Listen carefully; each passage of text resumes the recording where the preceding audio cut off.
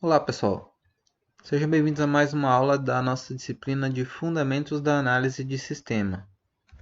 Aqui quem fala é o professor Lidiomar e na nossa aula de hoje, a nossa quinta aula do segundo bimestre, vamos estudar quais são e qual o papel de cada um dos diagramas da UML.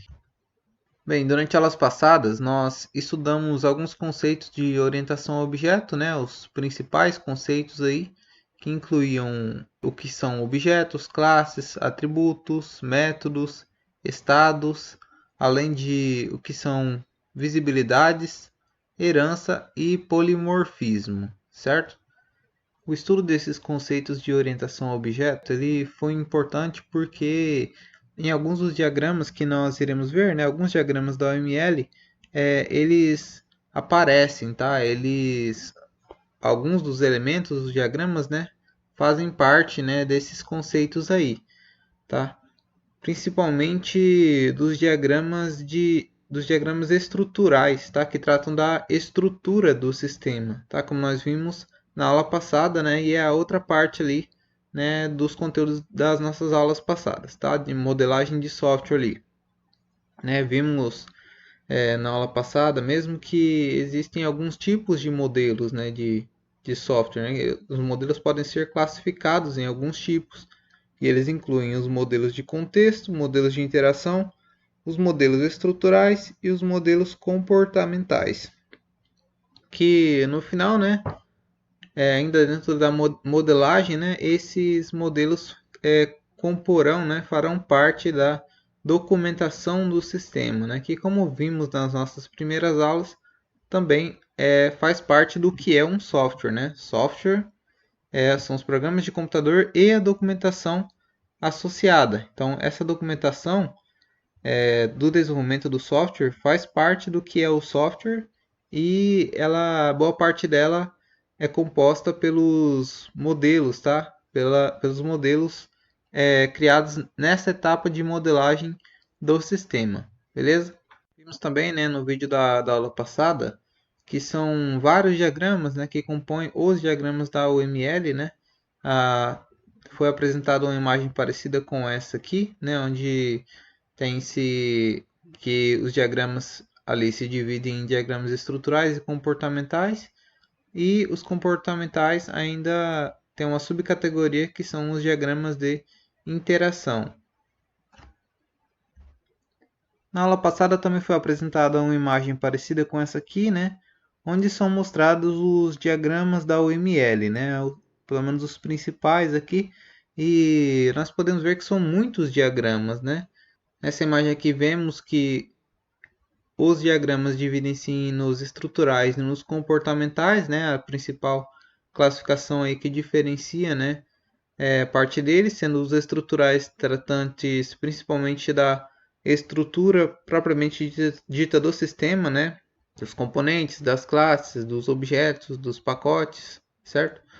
E os diagramas comportamentais são os que descrevem mais o comportamento do sistema, Como que esse sistema ele vai funcionar, vai atuar, com relação a o que ele consegue fazer, como ele vai fazer isso. Sendo das suas subdivisões aí, os diagramas de interação, que descreve, como que o sistema vai interagir com as pessoas, que vão utilizá-lo, são chamados atores, além dos sistemas, que também podem atuar, interagir com o software que está sendo desenvolvido, o software que vai ser desenvolvido, que também são considerados atores dentro dos diagramas comportamentais. Os chamados diagramas de contexto, eles não aparecem explicitamente aqui, aliás, os modelos de contexto, porque eles são modelos que descrevem em que contexto o sistema vai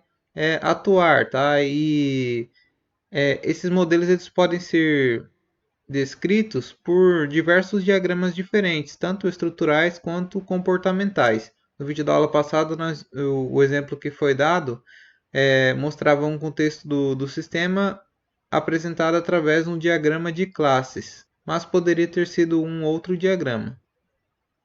Então, tendo visto, que são muitos diagramas, né, uns 15, por volta de 15, a gente se pergunta, né, por que tantos diagramas? Bom, o objetivo disso é fornecer múltiplas visões do sistema a ser modelado, analisando e modelando sobre diversos aspectos, procurando-se assim atingir a completude da modelagem, permitindo que cada diagrama complemente os outros. Cada diagrama da OML ele analisa o sistema ou parte dele, né, sobre uma determinada óptica. É como se o sistema fosse modelado em camadas, sendo que alguns diagramas enfocam o sistema de forma mais geral, apresentando uma visão externa do sistema, como é o objetivo do diagrama de caso de uso, enquanto outros oferecem uma visão de uma camada mais profunda do software, apresentando um enfoque mais técnico, ou ainda visualizando apenas uma característica específica do sistema ou de um determinado processo. Então, a utilização de diversos diagramas permite que falhas sejam descobertas, diminuindo então a possibilidade da ocorrência de erros futuros. Tomando o exemplo da construção de um edifício, né, de um prédio, nós percebemos que ao se projetar, né, uma construção, ela não tem apenas uma planta, né, mas diversas plantas, enfocando o projeto de construção do prédio sobre diferentes formas, né, algumas referentes ao layout dos andares, né, outras apresentando a planta hidráulica e outras ainda abordando a planta elétrica, por exemplo. Isso torna o projeto do edifício completo, abrangendo todas as características, né, da construção.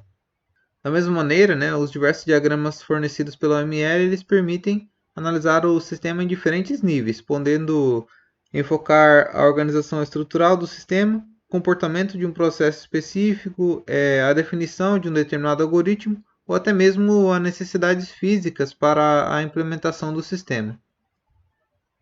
Nesse ponto, nós já falamos diversas vezes sobre esses diagramas, né? Nós já até vimos rapidamente a aparência de alguns deles, né? Dos principais, mas nós não falamos especificamente de cada um, assim, né? Como que, o que que eles fazem, né? Para que servem cada um deles, né? Então nós vamos ver aqui agora, rapidamente, né? Cada um dos diagramas, tá? Destacando aí suas principais características, tá bom?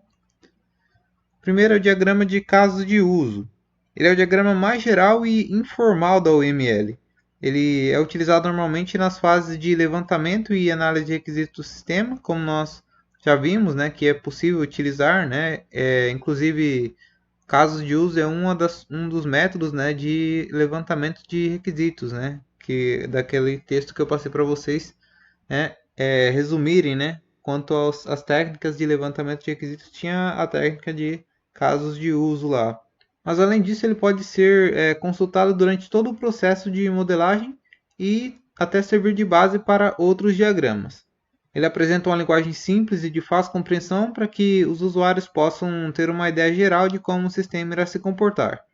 Ele também procura identificar os atores, né, que são os usuários, outros sistemas ou até mesmo algum hardware especial que utilizarão de alguma forma o software, assim como os serviços, ou seja, as funcionalidades que o sistema disponibilizará aos atores, né, conhecidas nesse diagrama como casos de uso. Então temos os atores, que são quem interage com o sistema, e temos os casos de uso, que são os serviços, né, as funcionalidades do sistema. Aqui temos um exemplo, né, de diagrama de casos de uso, onde podemos ver, né, um retângulo do meio ali representando o sistema, né, um sistema de controle bancário, né, um software. Do lado de fora temos os atores, né, representados por esses bonequinhos de palito, né, são ali os funcionários, o cliente, né, e dentro temos os círculos que são os casos de uso, tá? No caso, as funcionalidades do sistema: abrir conta, manter cliente, realizar depósito, certo? Muitas dessas, né, inclusive, reconhecidas lá na etapa de levantamento de requisitos como requisitos funcionais, né, requisitos não funcionais, como vocês podem ver, por exemplo, ali no manter cliente, né, que nós até estudamos lá naquele modelo de negócios do estudo de fotografia, né? Então, muitos daqueles requisitos eles compõem casos de uso aí, tá, do sistema. Além dos casos de uso e dos atores, nós temos também os relacionamentos, que são as setas, né, as linhas que ligam, né, os elementos aí do diagrama. Nessa estrutura de diagramas que nós estávamos vendo, né, o diagrama de casos de uso se encontra ali nos diagramas comportamentais. Depois temos o diagrama de classes, que é provavelmente o mais utilizado e é também um dos mais importantes da UML, tá? Ele serve de apoio para a maioria dos demais diagramas e, como o próprio nome dele diz, ele define a estrutura das classes utilizadas pelo sistema, determinando os atributos e métodos, né, que cada classe tem, além de estabelecer como as classes se relacionam e trocam informações entre si. Aqui temos um exemplo de diagrama de classes, tá? Aqui do lado esquerdo, onde são mostradas, né, as classes como já foram apresentadas a nós, tá? Em outras aulas, tá? Em forma de retângulos, dividido em 3 partes, né? Normalmente, com o nome da classe na primeira parte, né? Mais de cima, depois no meio os atributos e embaixo os métodos, né? Cada componente aí com seu tipo, né? E indicador de visibilidade. Além das classes, né, temos também outros elementos, como os relacionamentos, que são indicados pelas linhas, tá? Pelas setas que ligam um elemento ao outro, e aqueles elementos circulares ali também, tá? Que tratam de partes genéricas ali do sistema, mas nós iremos estudar mais a fundo quando formos ver especificamente o diagrama de classes. Depois temos o diagrama de objetos, que está amplamente associado ao diagrama de classes. Na verdade, o diagrama de objetos ele é praticamente um complemento do diagrama de classe e bastante dependente dele. Esse diagrama ele fornece uma visão dos valores armazenados pelos objetos de um diagrama de classe em um determinado momento da execução de um processo do software. Tá? Então, ele basicamente descreve um objeto específico, certo? De acordo com as classes, né, definidas para o sistema.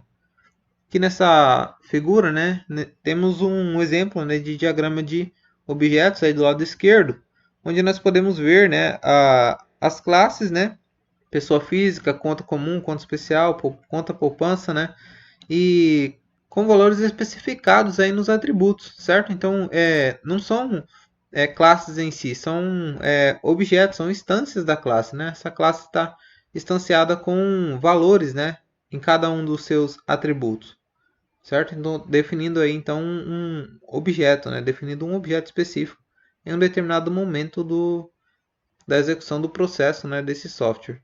No nosso esquema de diagramas ali, o diagrama de objetos também faz parte ali dos diagramas de estruturas, tá?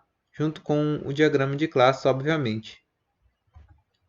Depois temos o diagrama de pacotes, que é um diagrama estrutural que tem por objetivo representar os subsistemas ou submódulos englobados por um sistema de forma a determinar as partes que o compõem.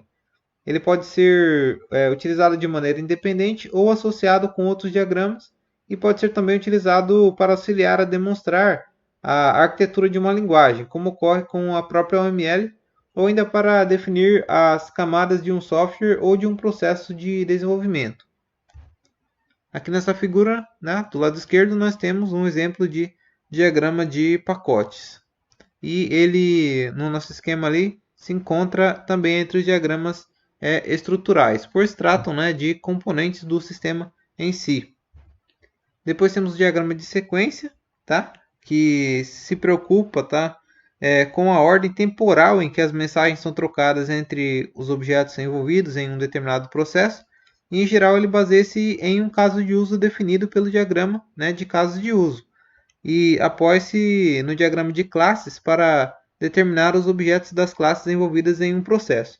Nós vemos aí então que os diagramas de casos de uso e os de classe, né, são basicamente os principais, né, por muitos outros diagramas se basearem neles, né, tomarem como base. Então, inclusive, normalmente eles são os dois primeiros diagramas a serem elaborados. O diagrama de sequência ele costuma identificar o evento gerador do processo modelado, assim como o ator responsável por esse evento, e determina também como o processo deve se desenrolar e ser concluído por meio da chamada de métodos, disparado por mensagens enviadas entre objetos.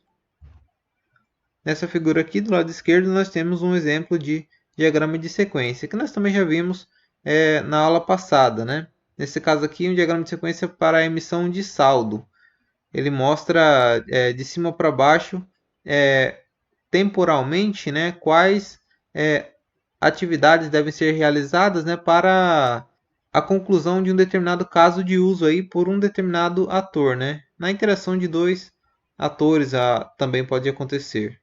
No nosso esquema ali, o diagrama de sequência ele se encontra entre os diagramas comportamentais de interação, tá? Porque ele mostra a interação, né, de um ator com o sistema e também descreve um comportamento, né? Como que determinada coisa vai acontecer dentro do sistema. Na sequência temos o diagrama de comunicação, que inicialmente era conhecido como diagrama de colaboração, tá? Até a versão 1.5 da OML, tendo seu nome modificado para diagrama de comunicação a partir da OML 2.0. Ele está amplamente associado ao diagrama de sequência, na verdade um complementando o outro, tá? E as informações mostradas nesse diagrama de comunicação, com frequência elas são praticamente as mesmas apresentadas no diagrama de sequência, porém com um enfoque um pouco diferente, um enfoque distinto, tá? Visto que nesse diagrama ele não se preocupa com a temporalidade do processo, tá? Mas concentrando-se em como os elementos do diagrama eles estão vinculados e quais mensagens eles trocam entre si durante o processo. Aqui na figura, né, do lado esquerdo, nós temos um exemplo de diagrama de comunicação. Podemos ver que muitos dos elementos, né, que apareciam no diagrama de sequência, né, aparecem aqui também. Tá? Tem uma determinada sequência aí que mostra a interação de um cliente com uma parte do sistema aí. No nosso esquema de diagramas, ele faz parte dos diagramas de interação dentro dos diagramas comportamentais, tá? Ali embaixo, do lado do diagrama de sequência. Depois temos o diagrama de máquina de estados, que demonstra o comportamento de um elemento por meio de um conjunto finito de transições de estado, ou seja, uma máquina de estados, além de poder ser utilizados para expressar também o comportamento de uma parte do sistema. Quando ele é chamado de máquina de estados comportamentais, ele pode ser usado também para expressar o protocolo de uso de uma parte do sistema, quando ele se identifica como uma máquina de estados de protocolo. Como diagrama de sequências, o diagrama de máquina de estados ele pode basear-se em um caso de uso, mas também pode ser utilizado para acompanhar os estados de outros elementos, como por exemplo, uma instância de uma classe. Aqui nessa figura nós temos um exemplo de diagramas de máquina de estados, tá? E representando aí um caso de uso emitir saldo, iniciando ali por informação do número da conta, né? Depois tem o estado de consultando conta, depois ao encontrar a conta passa-se por o estado solicitando senha, depois para o estado validando senha, e assim por diante, vai passando de um estado para outro conforme vão sendo realizadas as ações dentro do sistema. Nós também vimos um exemplo, né, no vídeo da aula passada, lá do micro-ondas, né, onde tinham os determinados estados que o micro-ondas se encontrava enquanto aguardava que mais coisas fossem realizadas, né, dentro daquele sistema. No nosso esquema aqui de diagramas, o diagrama de máquina de estados está ali na parte de diagramas comportamentais. A seguir temos o diagrama de atividades, que era considerado um caso especial do antigo diagrama de gráfico de estados, que hoje é conhecido como diagrama de máquina de estados, tá? O anterior. A partir do OML 2.0 ele foi considerado independente do diagrama de máquina de estados, preocupando-se em descrever os passos a serem percorridos para a conclusão de uma atividade específica, podendo essa atividade ser representada por um método, com certo grau de complexidade, um algoritmo ou mesmo um processo completo. O diagrama de atividade ele concentra-se na representação do fluxo de controle de uma atividade e é representado por esse diagrama que possui muitos elementos aí do diagrama de máquina de estados, né, como vocês podem perceber, né? As setas são bem parecidas, né? Os pontos de início e de final, tá? São bem parecidos também.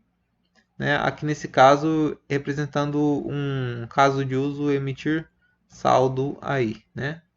Mostrando como que essa atividade se dá. Nosso esquema de diagramas, ele também se encontra entre os diagramas comportamentais, tá? Os três primeiros lá de cima. Continuando, nós temos o diagrama de visão geral de interação, que é uma variação do diagrama de atividade que fornece uma visão geral dentro de um sistema ou processo de negócio. Esse diagrama ele passou a existir apenas a partir da UML 2.0. Antes disso, né, ele não era tratado. Aqui do lado esquerdo temos um exemplo, né, de diagrama de interação, tá? Não é um diagrama muito utilizado, né, pelo que nós vimos na aula passada, e ele faz parte dos diagramas de interação também, dentro dos diagramas comportamentais. A seguir temos o diagrama, né, de componentes, tá? Que está amplamente associado à linguagem de programação que será utilizada para desenvolver o sistema modelado e representa os componentes do sistema quando ele for implementado em termos de módulo de código de fonte, bibliotecas, formulários, arquivos de ajuda, módulos executáveis, tá? E assim por diante, que determinam como tais componentes estarão estruturados e irão interagir para que o sistema funcione de uma maneira adequada. Aqui, né, do lado esquerdo, temos um exemplo de diagramas de componentes. No caso aqui, os componentes de um sistema de controle bancário, né, mais voltado para a parte de software mesmo, né, da parte da linguagem de programação, certo? Como podemos ver, né, aí pelos componentes que estão aí, né, interface do caixa eletrônico, o firewall, o gerenciador de autoatendimento, o SGBD, que é o sistema de gerenciamento de banco de dados, e o gerenciador de contas, né? Todos mais parte voltada ao software aí, né, do sistema. No nosso esquema de diagramas, ele faz parte dos diagramas de estrutura, né? Pois claramente trata-se da estrutura do sistema e não de um comportamento dele, né? Do tratamento de um comportamento ou da interação com o sistema, né? Depois temos o diagrama de implantação, que determina as necessidades de hardware do sistema, as características físicas como servidores, estações, topologias e protocolos de comunicação, ou seja, todo o aparato físico sobre o qual o sistema deverá ser executado, e permite demonstrar também como se dará a distribuição dos módulos do sistema em situações em que esses módulos eles forem executados em mais de um servidor. Aqui na figura, né, do lado esquerdo, nós temos um exemplo de diagrama de implantação, tá? No caso, para também o sistema de controle bancário. Como podemos ver aí, nós temos o caixa eletrônico, tá? Com a interface do caixa eletrônico descrita lá no diagrama de componentes. Aí depois temos o servidor de firewall, né, que é uma máquina, né, um computador com o software do firewall. Temos um servidor de comunicação, um servidor de aplicação, um servidor de banco de dados, né? Todos estes tratando-se de elementos físicos, né, do sistema. São os componentes físicos, né, o hardware do sistema propriamente dito. Ali do lado esquerdo, né, o diagrama de implantação se encontra então também entre os diagramas de estrutura, né, pois trata-se da estrutura, no caso física, aí do sistema em si. Prosseguindo, temos o diagrama de estrutura composta, que descreve a estrutura interna de um classificador, como uma classe ou um componente, detalhando as partes internas que o compõem, como essas se comunicam e colaboram entre si. Também é utilizado para descrever uma colaboração em que um conjunto de instâncias cooperam entre si para realizar uma determinada tarefa. Aqui, né, no exemplo, né, do lado esquerdo, nós temos um diagrama de estrutura composta para o caso de abertura de conta, tá? Mostrando no caso a estrutura interna de uma classe, tá? Da classe abertura de conta, tá? Sendo o cliente e a conta, né, atributos dessa classe abertura de conta, né? Qual cliente que vai abrir a conta e qual conta que será aberta, né?